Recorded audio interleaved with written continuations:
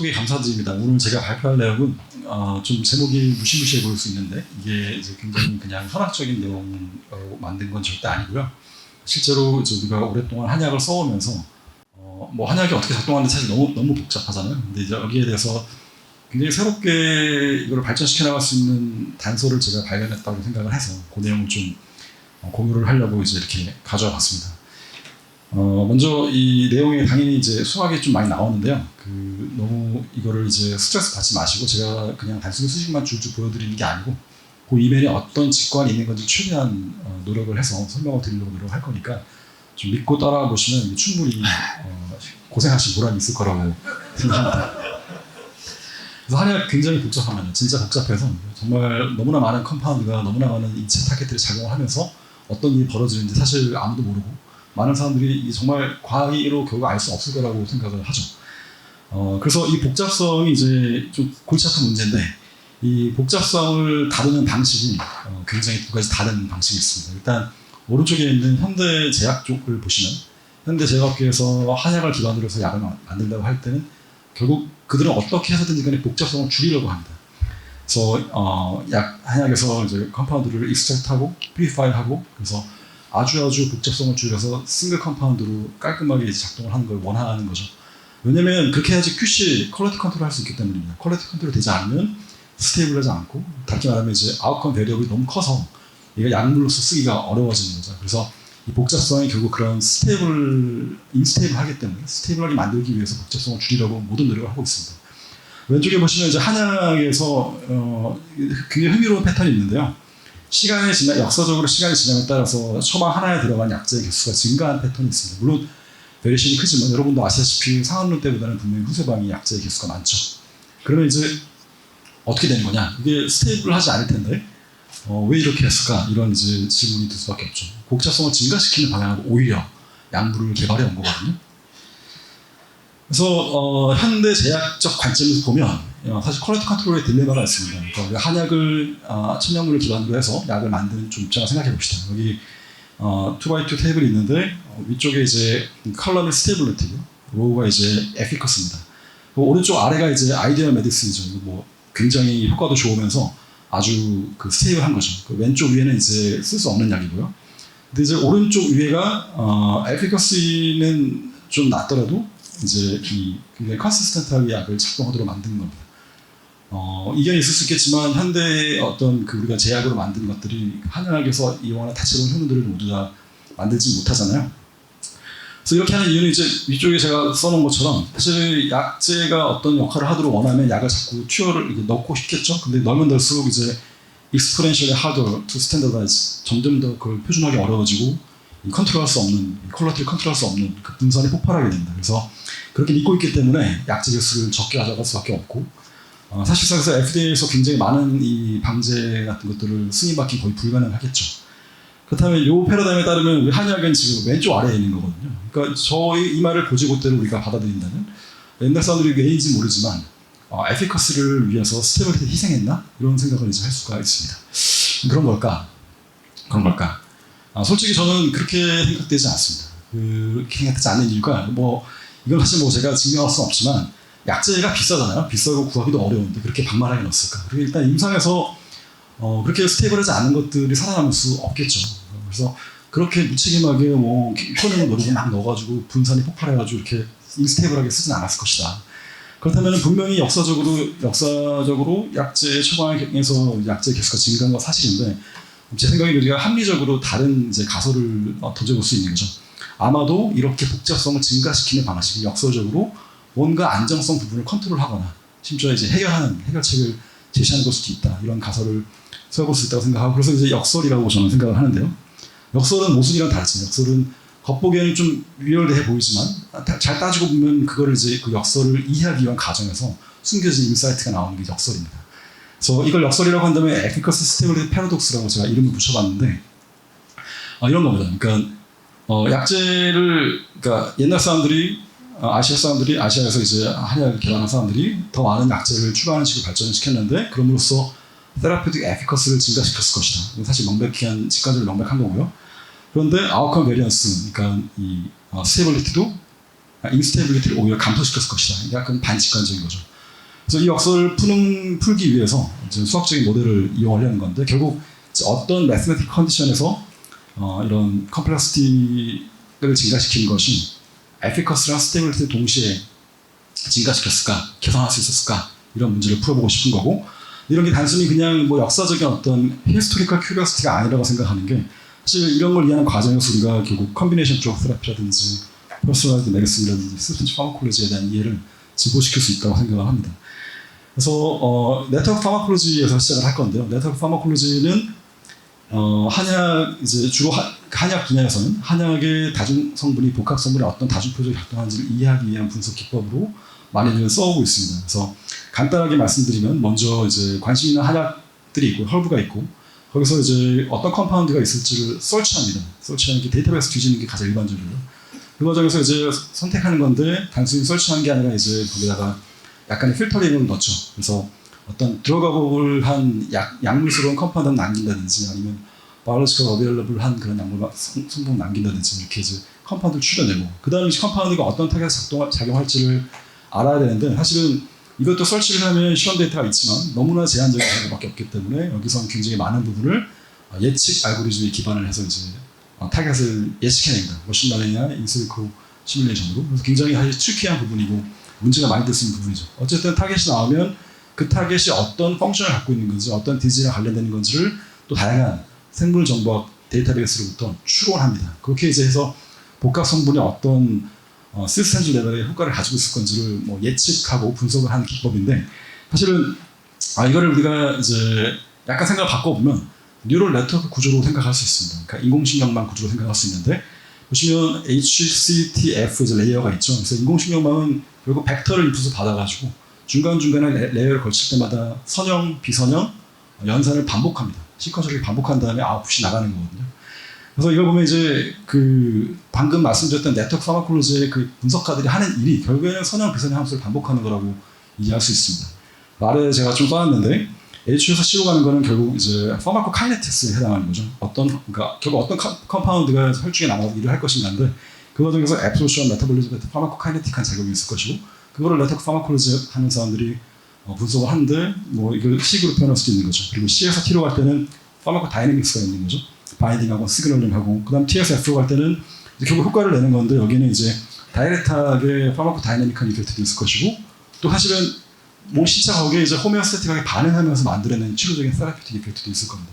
또 이런 과정들이 이제 결국에는 리니어, 난리니어 트랜스포메이션이 반복되는 걸로 생각을 할 수가 있는데 이걸 이제 좀만 더 자세하게 들여다본다면 일단 헐브 벡터, 인풋 받는 헐브 벡터는 저 벡터의 사이즈는 이제 우리 본초의 개수입니다. 본초 약물을 쓸 수 있는 모든 본초의 개수라 생각하시면 되고 거기에 이제 대부분의 값들은 0이겠죠. 우리가 뭐 처방들의 이제 약제가 많아봤자 10몇 개, 20개밖에 없을 거니까 그다음에 이제 몇 개는 도우즈가 있을 것이고 넣게 되면 이제 얘들이 W라는 이제 웨이트 매트릭스가 곱해지는데 이거 얘네들이 이제 컴파운드를 골라내고 필터링하는 과정이라 생각하시면 되고 여기에 난리니어 펑션이 입혀지는 게 일종의 뭐 예를 들면 세츄레이션 이펙트 같은 거, 포화 이펙트 같은 거 생각하시면 되겠습니다.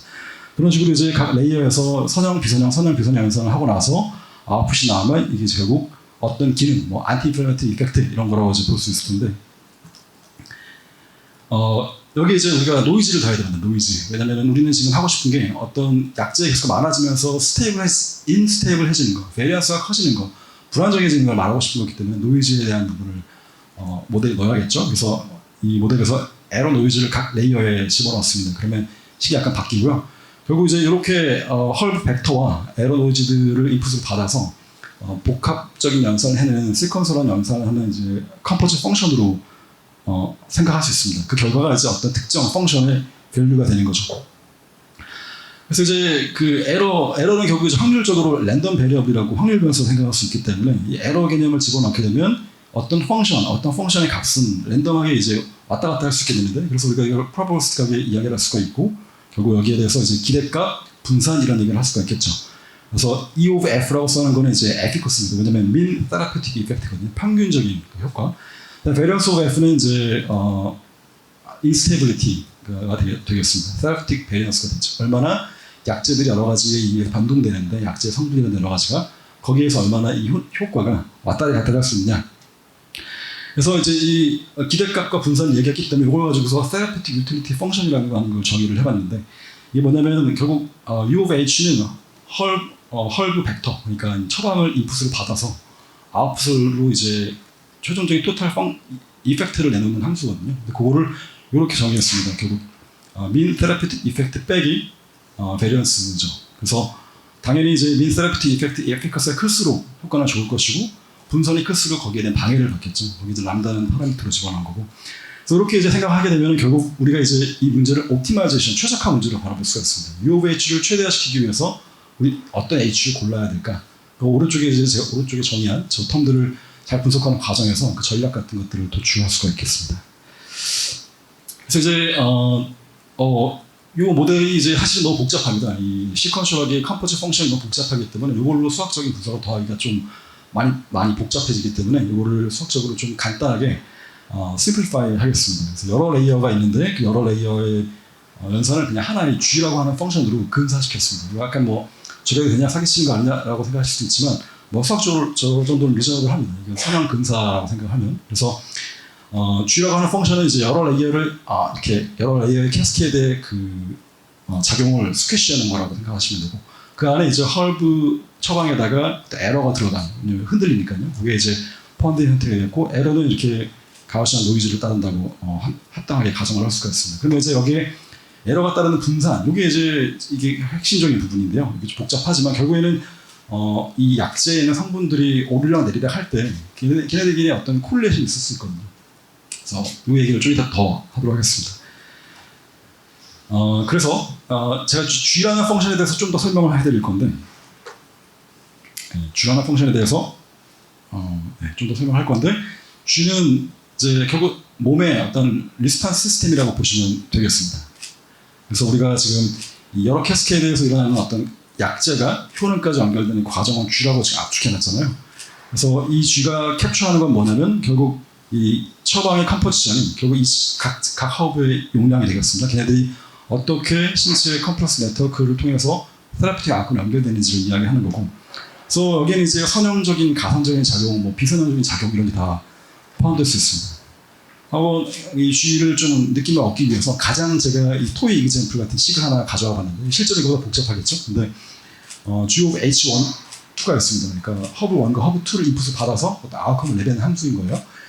가장 심플하게 이렇게 뭐 여러분 중고등학교 때 공부했던 선형 이런 식 같은 거 떠올려 보시면 L1H 더하기 A2H 더하기 L12 H1H2. 그러니까 왼쪽에 있는 두 개가 결국 선형적인 각자가 독립적으로 작용하는 어떤 효과에 대한 개수가 A1, A2가 되는 거고, 그다음에 이제 마지막 텀은 크로스 텀이니까 이제 상호작용 이펙트에 대한 게 되는 거죠. 시너지 효과가 쓰면 제가 이제 커지겠죠. 그립을 그려보면 아래 보이는 것처럼 XY 그 밑에 평면상에 각 허브의 용량이 있고 높이로 이제 G 테라피 이펙트를 표시한다고 하면 이게 이제 오렌지색 부분 크로스 텀이 0이라면 얘네들은 그냥 각자 작용하는 거기 때문에 왼쪽처럼 나올 것이고 시너지 효과가 있다면 저렇게 될 것이고 또 두 개가 안타고니스트한 이펙트가 있다면 오히려 꺾이는 형태로 나오겠죠. 비선형성이 생기겠죠. 그래서 이런 게 이제 G의 모양입니다. 그래서 G를 리스판스 펑션인데 어떤 커브라고 생각하실 수도 있습니다. 개념적으로.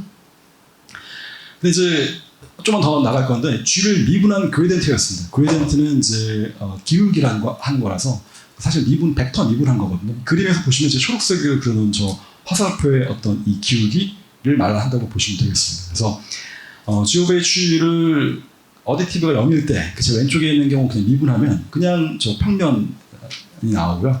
근데 비선형 경우에 A1, A2가 이제 양수거나 음수인 경우에 미분하면 사실 이거 천천히 보시면 중고등학교 때 지식으로도 미분이 가능합니다. 보면은 맨 마지막 세 번째 텀에 이 H1이 그러니까 각자 다른 상대방의 H가 껴있기 때문에 그러니까 H2와 H1이 껴있기 때문에 서로의 영향을 받는 비선형적인 작용이 되는 거거든요. 그래서 G의 그레디언트라고 하는 게 결국에는 이제 아웃컴에 대한 약재들의 효과인데 그거에 대한 어떤 개별적인 효과 플러스 상호작용이 모두 포함되어 있다. 이게 그레디언트 G에 이제 나와 있다. 이렇게 이해하시면 되겠습니다.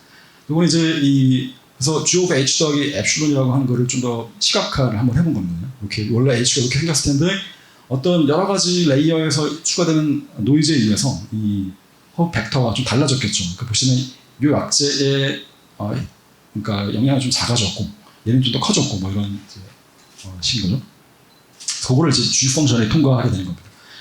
그래서 이제 진짜 오늘 제가 말씀드린 것 중에 제일 핵심적인 파트가 나왔는데요. 약간만 더 집중력을 유지해 주시면 감사하겠습니다. 시그널 앤 노이즈 코릴레이션이라고 하는 건데 이건 원래 신경과학자들이 이제 신경과학 쪽에서 나온 개념이거든요. 디벨롭ment 개념인데 우리가 이제 코릴레이션이 있다고 할 때 두 개를 구분할 필요가 있습니다. 여기서는 제가 한약 요 상황에 맞춰서 X축과 Y축에 헐브 1과 헐브 2가 있습니다. 그 다음에 이 헐브 1의 이펙트와 헐브 2의 이펙트가 있고 각각의 그 평균적인 효과를 초록색 표시로 나타냈습니다. 그러니까 민 이펙트인 거죠. 그리고 이 보면 연한 하늘색과 진한 파란색이 있는데 이건 뭐냐면 도우즈를 그러니까 이 효과가 강할 때 약할 때 그러니까 사실 뭐 도우즈를 적게 쓰고 많이 쓴 거라고 생각하시면 되겠습니다. 그래서 근데 왜 이렇게 얘가 분포가 있냐? 이게 이제 노이즈입니다. 분포가 노이즈입니다. 그러니까 동일한 약 용량을 써도 이게 이제 노이즈에 따라서 효과가 더 강해질 수도 있고 약해질 수도 있는 거니까.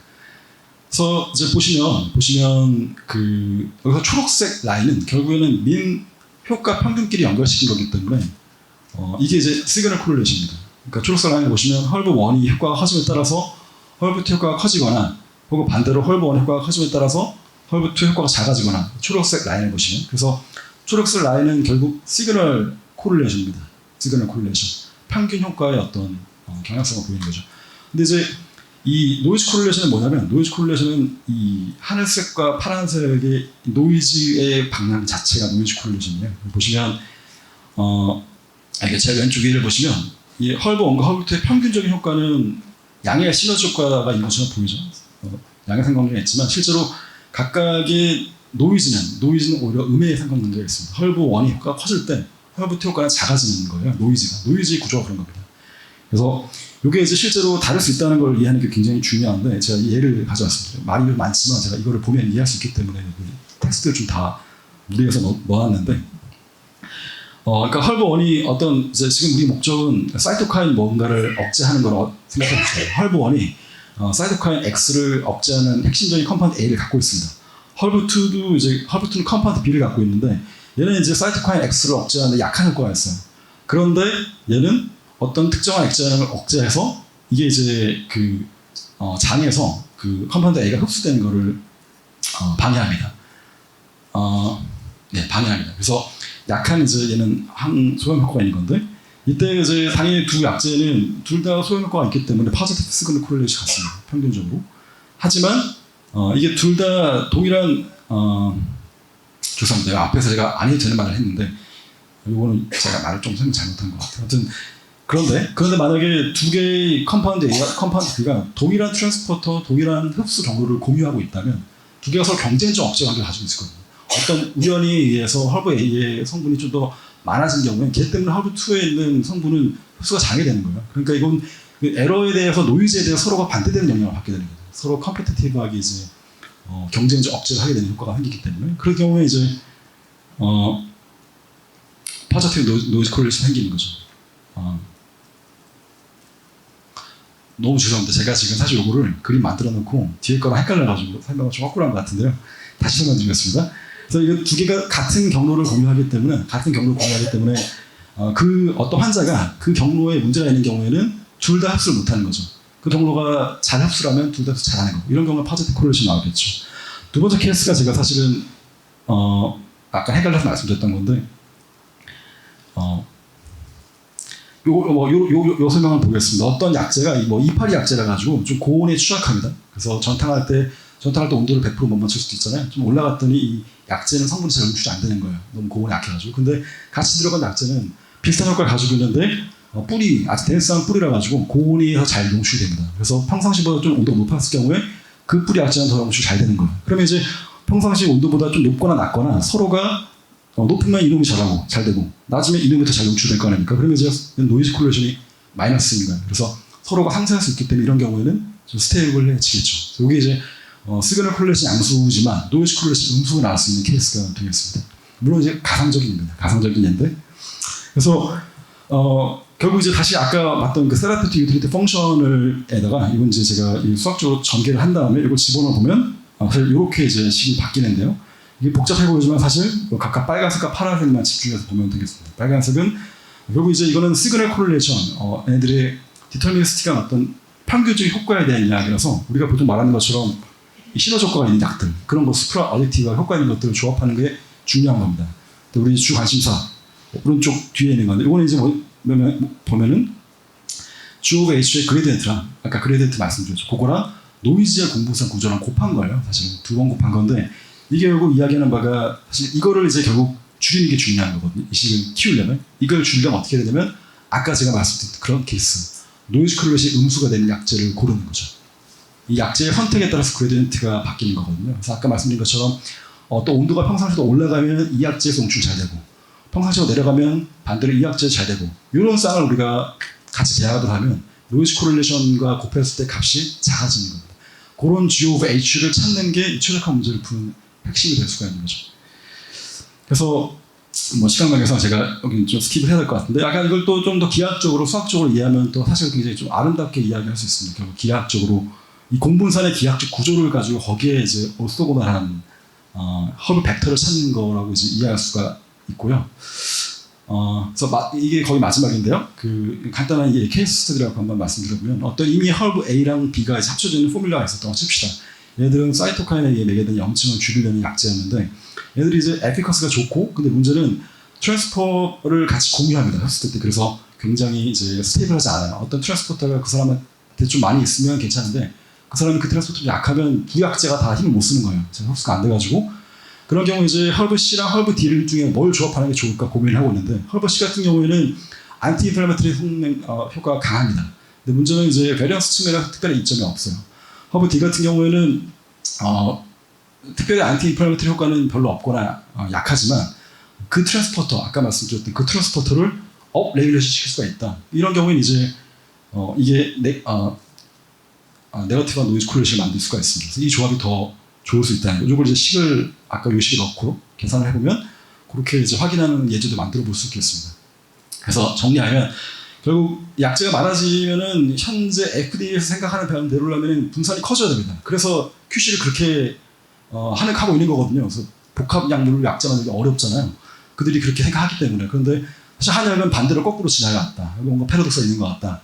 왜 그럴까? 모델링을 생각해보면 결국 얘들이 단순히 가산적으로 약재가 많아진다고 이제 복잡해지는 게 아니라, 지오메트릭하게 헐브의 조합과 그 노이즈로 발생할 수 있는 그 노이즈 요소가 잘 네거티브하게, 사실 올소곤하다 표현할 수 있는데 잘 맞으면 오히려 약재가 많아져도 상쇄할 수 있다. 어떻게 보면 우리가 보통 이야기하는 리던던트한 메커니즘도 여기 포함됩니다.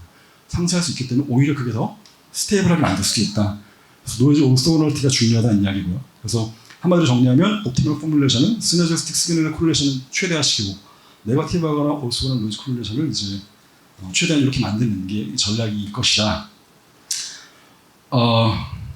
그래서 다음 단계만 말씀드리고 마치면, 당연히 이건 다 이론적인 이야기일 뿐이기 때문에 일단 일슬리코 수준에서 이 모델이 작동하는지를 확인을 하고, 사실 이제 제가 장기적으로 하고 싶은 결국 시험적 밸리데이션 통해서 우리가 경험적으로 잘 알려진 약물 조합들이 이러한 특성을 가지고 있는지 확인해보고 싶고, 더 나아가서는 사실 엔지니어링을 통해서 그렇다면 더 좋은, 더 이 펑션, 유틸리티 펑션을 증가시킬 수 있는 조합을 찾아낼 수 있을지, 그런 거를 해볼 수 있지 않을까. 그래서 제가 알기로 이런 식으로 한약 처방을 접근한 사례는 없는데요. 어쩌면 정말 완전히 새로운 수학적 랭귀지를 가지고서 우리가 그동안 해왔던 이 많은 한약에 대한 복잡한 방제에 대한 이야기를 새로 이야기를 할 수 있지 않을까, 이런 기대를 해보았습니다. 그래서 제 발표 여기까지고요. 이 내용이 이제 초반 부분은 현재 동의대에 있는 장동현 교수님과 공동 연구를 했고, 사실 저희 연구실 출신입니다. 그리고 연구재단에서 과제를 지원받고 있습니다. 네, 발표 마치도록 하겠습니다. 감사합니다.